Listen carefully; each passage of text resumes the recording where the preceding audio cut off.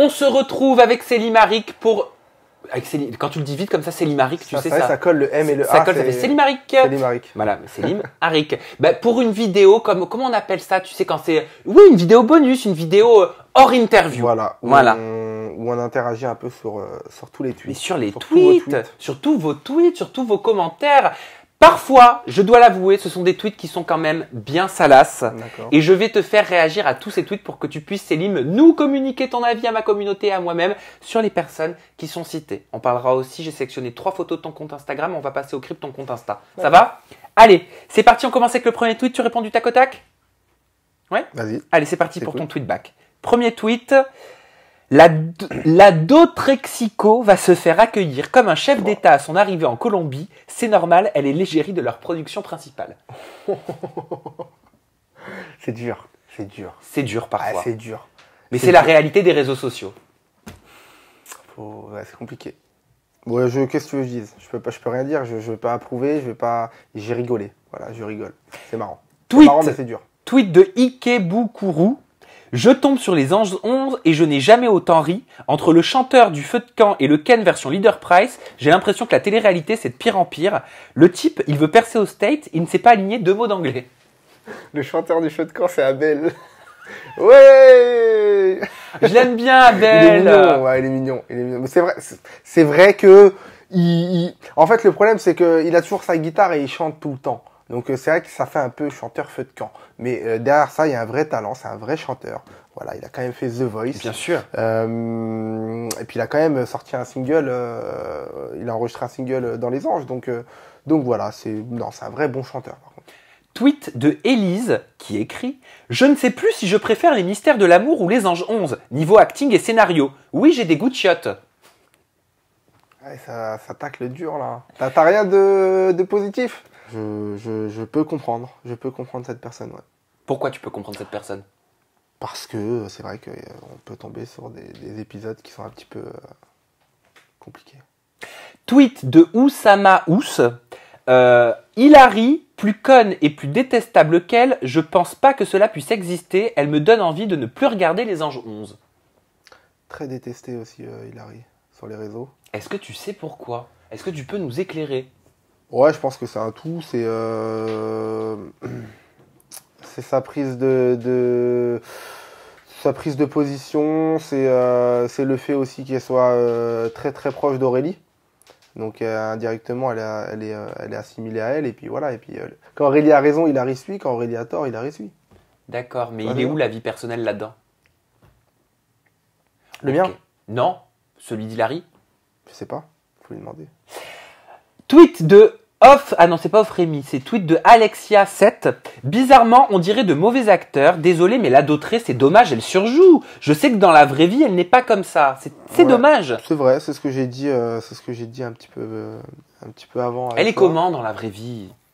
Plus simple, plus facile à vivre, forcément. Tweet de Bayabdelwahed. Yelena, la plus supportable des 4. Tiffany, gentille mais naïf. Bébête, pas intéressante. Bref, les 2 autres, je citerai même pas leur nom et dépenserai plus de caractère que ça. Ouais, je suis pas tout à fait d'accord. Yelena, attention. Très intelligente, c'est ce qu'elle fait. Et je dirais que la pire des 4, c'est Tiffany. La moins pire des 4, c'est Tiffany. Alors, pourquoi Yelena très intelligente, est ce qu'elle fait? Pourquoi Tiffany la moins pire des 4? Yelena, pour moi, c'est la bonne apprentie qui va bientôt avoir son CDI, tu vois. Et Aurélie et Hilary, c'est les boss. Et puis Tiffany, voilà, elle est un petit peu innocente, elle se retrouve un petit peu là par hasard. Mais voilà, parce que comme je t'ai dit, t'as les gens. T'as le tournage, t'as les méchants de tournage et t'as les vrais méchants. Tu vois ce que je veux dire? T'as des gens qui ont le fond mauvais. Ça veut dire que, comme on en parlait tout à l'heure, toi, quand il faut mettre à l'amende, quand il faut faire du bisoutage et de ça, ils sont sans foi ni loi. Ils vont pas avoir de pitié pour toi. S'il faut te mettre à l'amende pour exister, ils vont le faire. Tu vois? Ça, c'est les vrais méchants, ça. Tweet de Patamilka, hashtag les anges 11, Raphaël, toute sa vie, il fuit. Il fout la merde, puis il fuit. L'ambiance, elle est pas facile. Elle n'était pas facile. C'est vrai qu'à l'écran, on peut dire ouais, il fuit un peu facilement, mais il faut y être pour vraiment, se rendre compte que l'ambiance était vraiment pas facile. Et c'est vrai qu'on nous le montre tout le temps en train de partir. Hein. Quelqu'un comme Rémi, par exemple, aussi, qui est parti. Pourtant, Rémi est super. Enfin, je le connais pas, mais des autres aventures, on voit bien que c'est quelqu'un qui a toujours la bonne humeur, qui est toujours joyeux, etc. Pour qu'il en vienne à partir, c'est qu'à un moment donné, je veux dire, c'est que ça a été, c'est que l'ambiance était vraiment compliquée. Mais c'était dur pour Raphaël. Qu'est-ce qu'il supportait pas? Bah là, pour le coup, ça a été. Moi, je pense que pour Raphaël, ça a été le fait que, bah là, pour le coup, il s'est retrouvé un petit peu avec tout le monde contre lui, sans qu'il puisse s'en rendre compte. Et ça, je pense qu'il n'a pas eu l'habitude. Il s'est retrouvé dans une position où il n'a pas l'habitude d'être. Et je pense que ouais, c'est ce il a préféré fuir. Mais qu'est-ce qui a fait qu'il s'est retrouvé avec tout le monde à dos? Bah, la fameuse histoire avec Aurélie, Julien et Elisa, en fait, où les filles, donc les quatre là, Tiffany elle n'était pas dedans, mais Hilary, Yelena, Aurélie elle n'était pas dedans, Hilary et Yelena reprochaient à Raphaël de mettre Elisa et Julien ensemble, et après d'aller réconforter Aurélie. Donc, Hilary a été voir Raphaël, a dit écoute, je pense que c'est pas très honnête ce que tu fais. Toute la journée, tu es en train de rapprocher Julien Guerrado à Elisa. Aurélie, ça l'a rentré. C'est après, tu viens voir Aurélie et tu la réconcilies. Tu lui dis, ah, écoute, tu la réconfortes. Et toi, qu'est-ce que t'en penses? C'est honnête?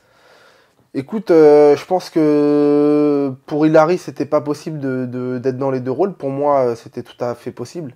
Je veux dire, voilà, il peut vouloir que son pote se mette avec Elisa et en même temps, en parallèle, parce qu'il aime bien Aurélie, il la réconforte et je vois pas où est le mal en fait. Il trahit personne. Non. Okay. Tu vois ce que je veux dire? Mais Hilary, c'est peut-être parce que c'était le discours d'Aurélie, non?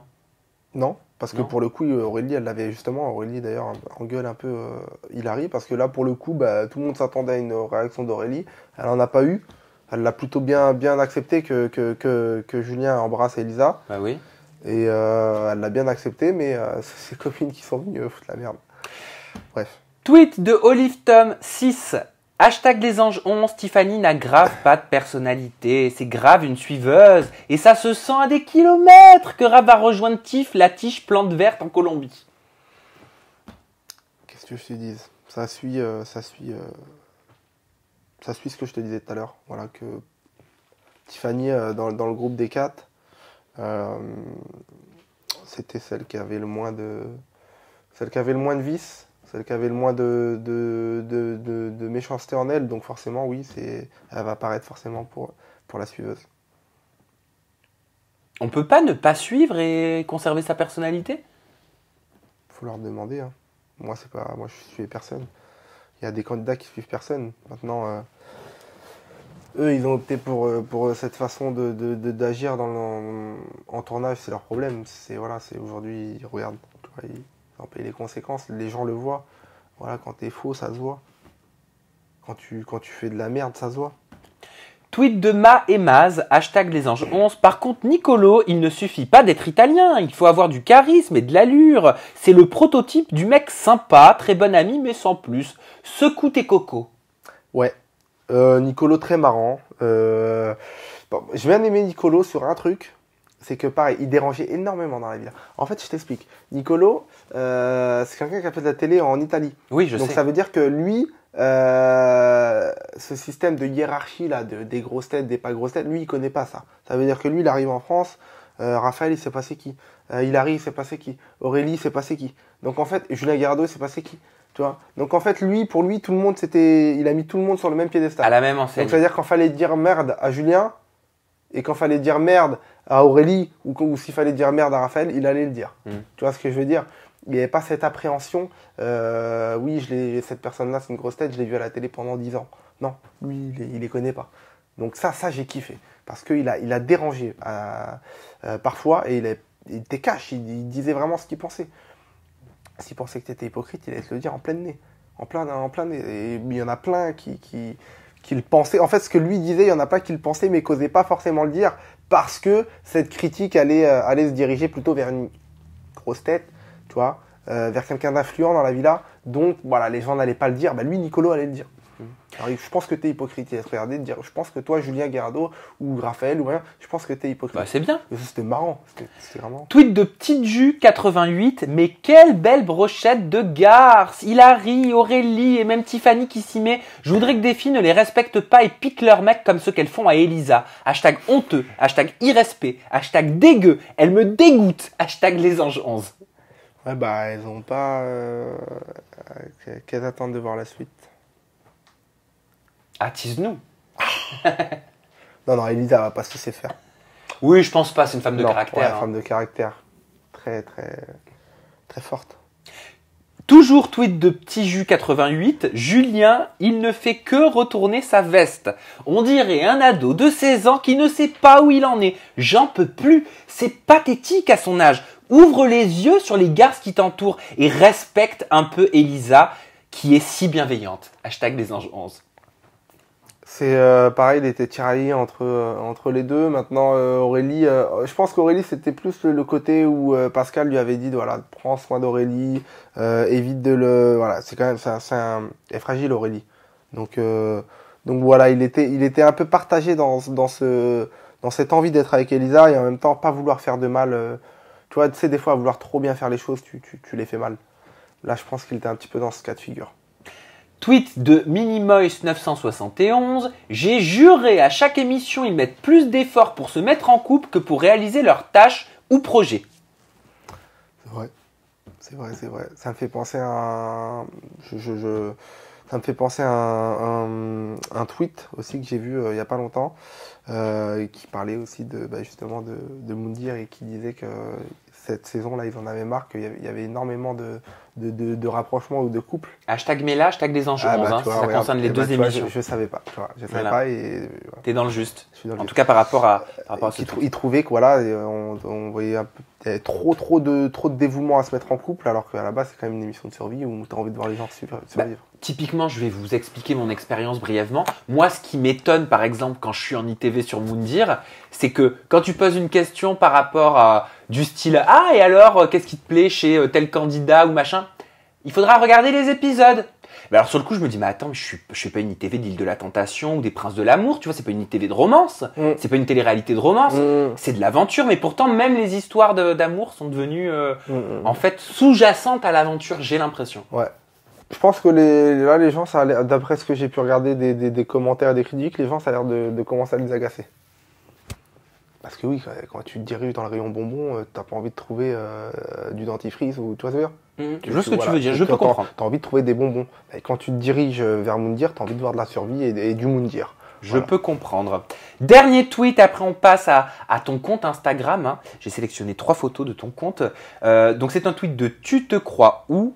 Je pense que Nicolo est plutôt homo. Il a des réactions qui ressemblent à ça. Hashtag les anges. Tu sais que ça a été un long sujet un long sujet qu'on a eu entre nous.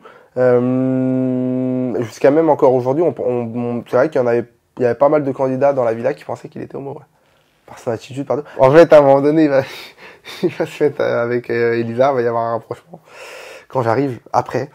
Et donc, du coup, oui, tant pis.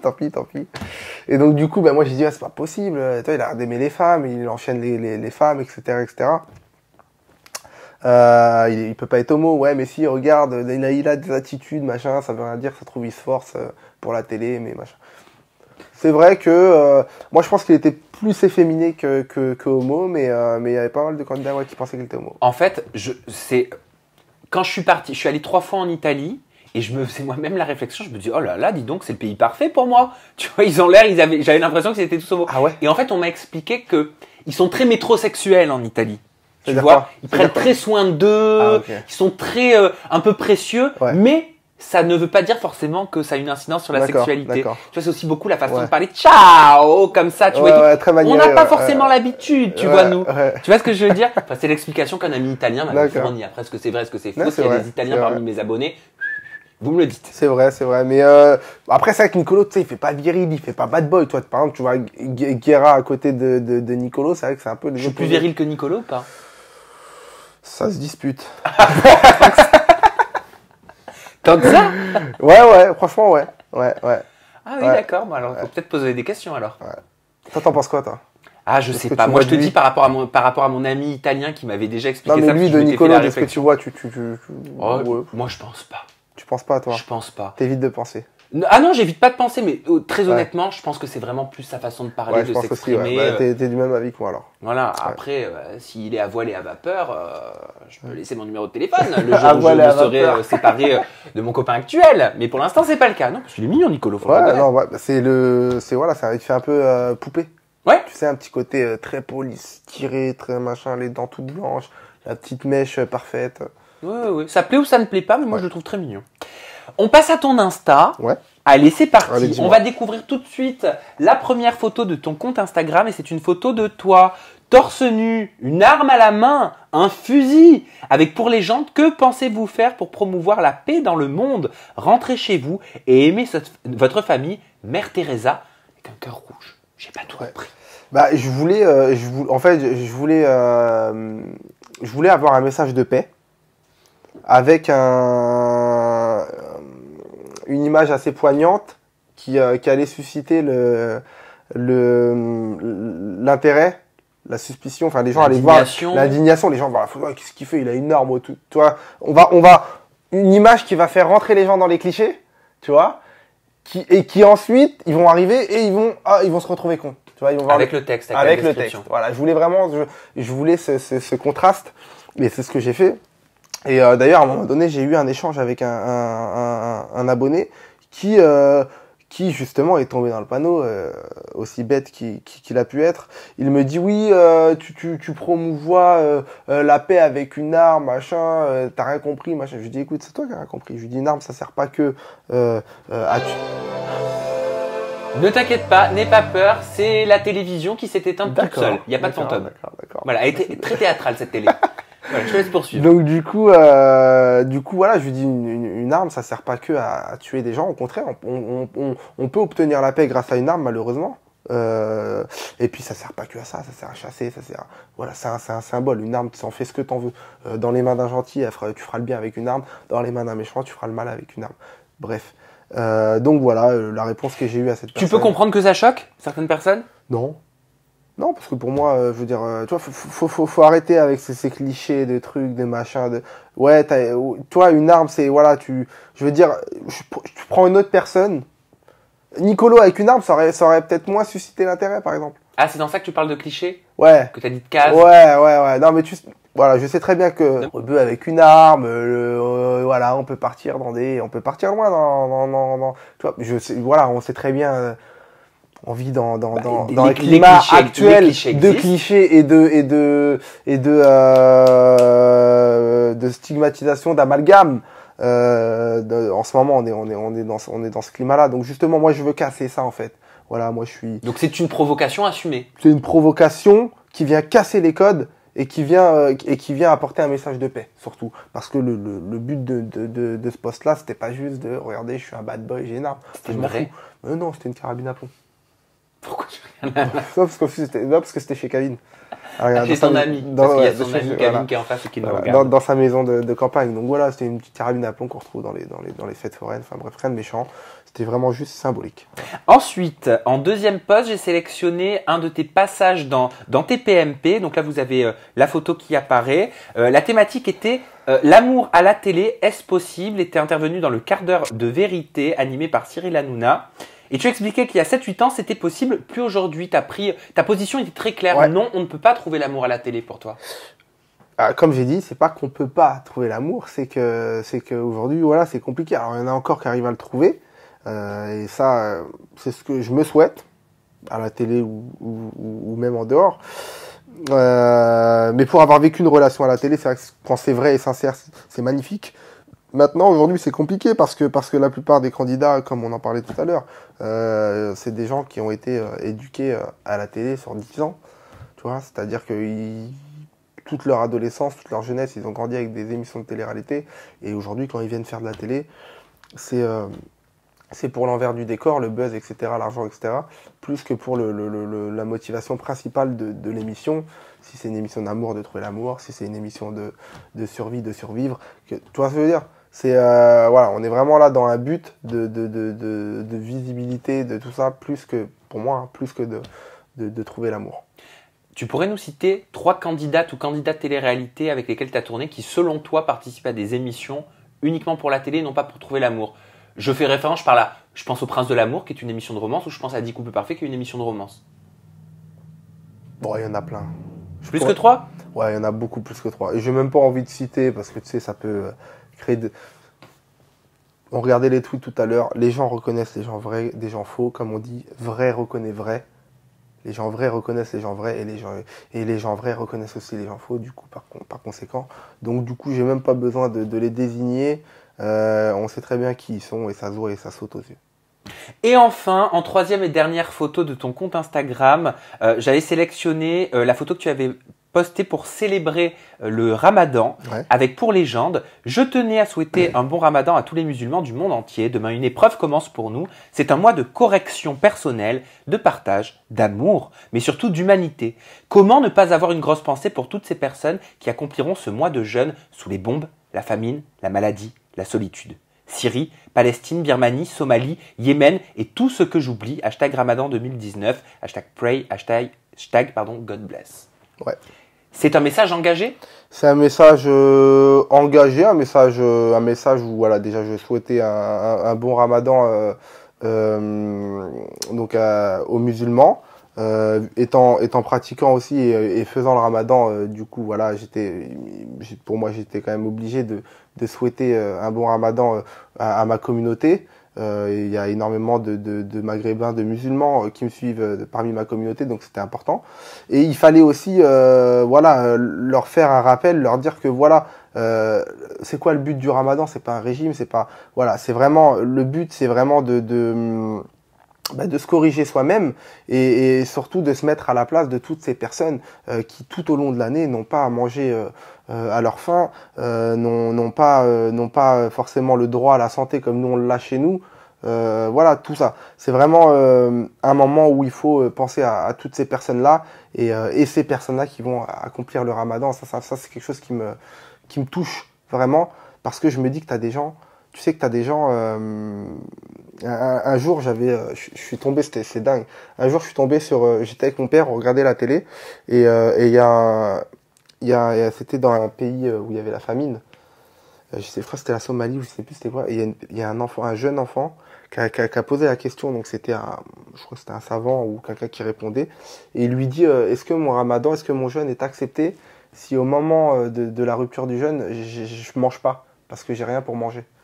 Et là, même la personne qui était censée lui répondre, elle s'est mise à avoir les larmes aux yeux et elle n'avait pas de quoi répondre. Donc c'est dingue de se dire que en fait, même pendant le Ramadan, tu as des gens qui toute l'année pour eux c'est le Ramadan et qu'en fait ça change rien pour eux. Je veux dire, ils vont vivre un mois comme ils le vivent tous les ans et on est obligé de penser à eux parce que nous le soir on a à manger en abondance, voilà, on a le droit à tout le confort et eux ne l'ont pas donc. Voilà, c'était vraiment important de penser à ces personnes-là et puis les pays en guerre aussi que j'ai cités. Donc j'ai cité des pays qui sont en guerre et qui, je sais, ils vont faire le Ramadan. Il y en a d'autres aussi. Il y en a d'autres aussi, donc c'est pas évident, quoi. C'est vraiment pas évident, donc voilà. C'était vraiment un message de solidarité. Tous tes posts, tes vidéos, tes photos, on les retrouve entre autres sur ton compte Instagram qui est Selim Harik officiel. Tout ce qui est story, instanté, c'est plus du côté de Snap ça. Voilà, et c'est Selim Harik off. Tout est ici. Merci Selim d'avoir joué le jeu tout simplement du tweetback. Merci. Et d'avoir passé au crible tes réseaux sociaux, enfin plutôt ton compte Instagram. On se retrouve très bientôt avec une vidéo hors série si ça vous a plu. À bientôt, bye bye.